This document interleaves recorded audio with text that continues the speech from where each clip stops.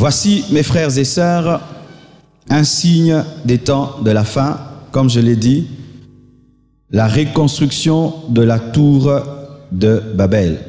L'Ecclésiaste dit que ce qui a été, c'est ce qui sera. Il n'y a rien de nouveau sur la terre. Les hommes se comportent toujours de la même manière, génération après génération. Ils peuvent changer de nom, des choses, mais c'est le même esprit qui agit toujours de la même manière. Que veut dire Babel? Babel vient d'un mot qui veut dire confusion, balal, confusion, mêler, mélanger, confondre. Dieu, dans son plan, voulait que les hommes puissent remplir la terre. C'était ça sa pensée. Remplissez la terre, multipliez-vous.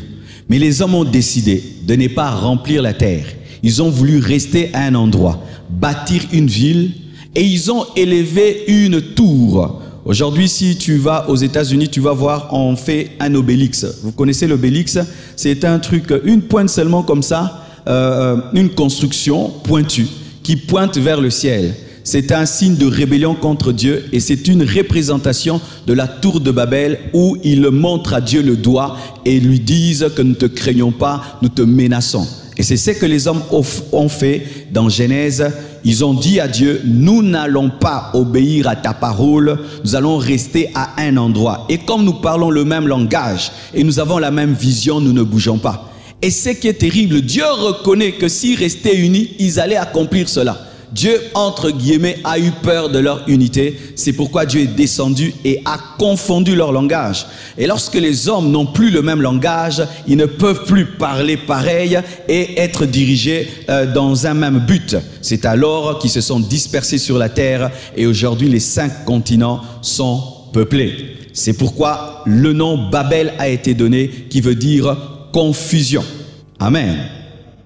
Mais comme je l'ai dit, le diable a essayé de s'opposer à Dieu en faisant une unité contre Dieu, en établissant un système uni, une même pensée, une même culture dans Genèse pour s'opposer à Dieu. Et quand il a échoué, il n'a pas oublié ce projet.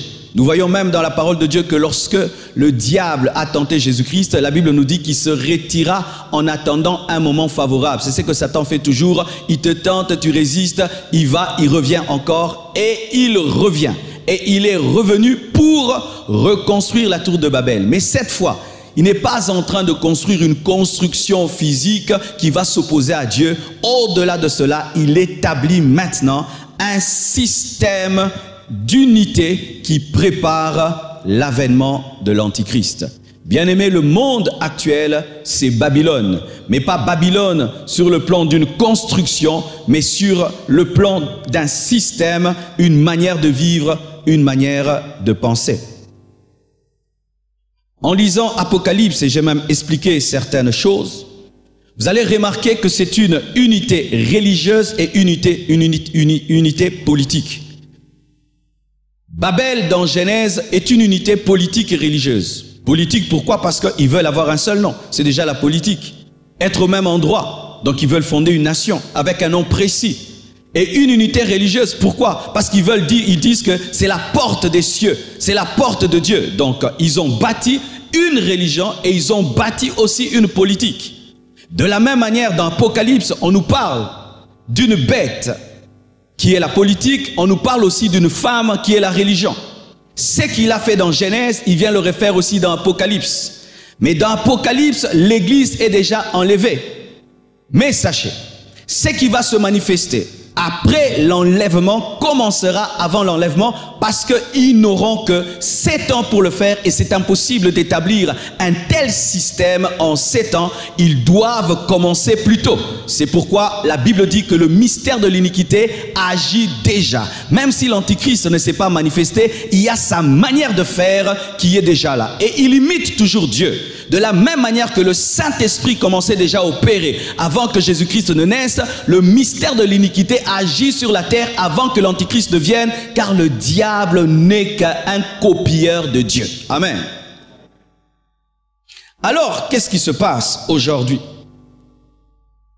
Pour qu'il y ait une unité religieuse après l'enlèvement, il faudrait que cette unité commence maintenant. Pour qu'il y ait une unité politique après l'enlèvement, il faudrait que ça commence maintenant. C'est pourquoi aujourd'hui, il y a un grand travail d'écuménisme, un grand travail de tolérance religieuse. Des fois, nous pensons que c'est une évolution, c'est la paix. Non, c'est l'esprit de Babylone. C'est l'esprit de Babylone, parce que Babylone la Grande sera la religion mondiale. Comment cela? Pour qu'il y ait une religion mondiale, il faudrait que toutes les religions soient confondues dans une seule. Et pour que toutes les religions soient confondues dans une seule, il faudrait que chacun puisse arrondir ses angles et qu'il y ait un esprit de tolérance et de compréhension. C'est pourquoi aujourd'hui, il y a un langage de tolérance. Tolérance, tolérance. Nous pensons que c'est un bon langage. Ce n'est pas un langage de Dieu. Je ne peux pas tolérer la mort. Je dois chasser la mort. Alléluia. L'œcuménisme. L'œcuménisme est un signe des temps de la fin. C'est la reconstruction de Babylone la Grande pour que tous ensemble, nous puissions combattre Dieu. C'est ça le but du diable. Réunir les hommes ensemble pour s'élever contre Dieu comme ils l'ont fait à la tour de Babel. Ils parlaient tous un même langage. Et aujourd'hui, l'anglais est en train de dominer le monde entier. Où que tu sois, tu vas même dans un hôtel français, on parle anglais plus que français. Tu poses même une question en français. À quelqu'un qui travaille à Air France, il te dit qu'il ne parle pas français. Tu t'imagines ça? Quelqu'un travaille à Air France, mais tu lui parles en français, il te dit qu'il ne connaît pas le français. L'anglais. L'anglais commence à dominer toutes les langues. Mais au-delà même de la langue anglaise, il y a un autre langage qui est plus grand. C'est le langage informatique. Bien-aimés frères et sœurs, le plus grand langage qui va exister à la fin des temps, au-delà de l'anglais, c'est le langage informatique. Quand je suis informaticien, congolais, chinois, ils parlent le même langage. Vrai ou faux? Vrai ou faux? Les mêmes codes, les mêmes applications, les mêmes choses. Un langage informatique. De sorte qu'aujourd'hui, mon frère, si tu ne maîtrises pas le langage informatique, dans les années qui viennent, tu ne sauras pas parler.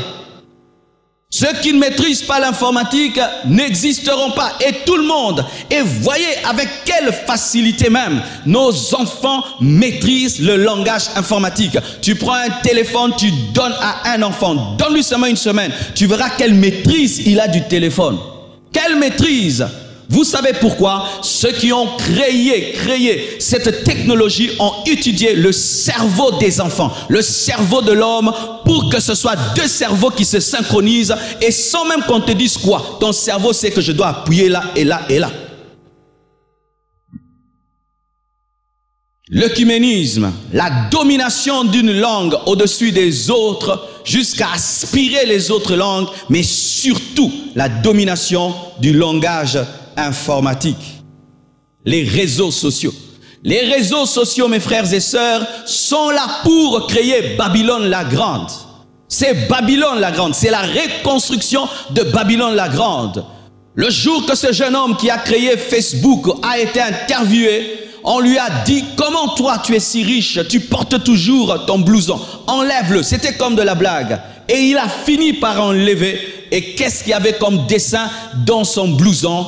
Il a fait un pentagramme et il a écrit, il faut que tout le monde entier soit connecté. Comme à la tour de Babel, le monde entier doit être connecté. Et aujourd'hui par Facebook, le monde entier est connecté.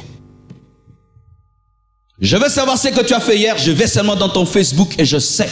Tu habites où? Je vais dans ton Facebook et je sais. Vrai ou faux? Avec le live, tout le monde saura ce que je prêchais ce matin. C'est le système de Babylone.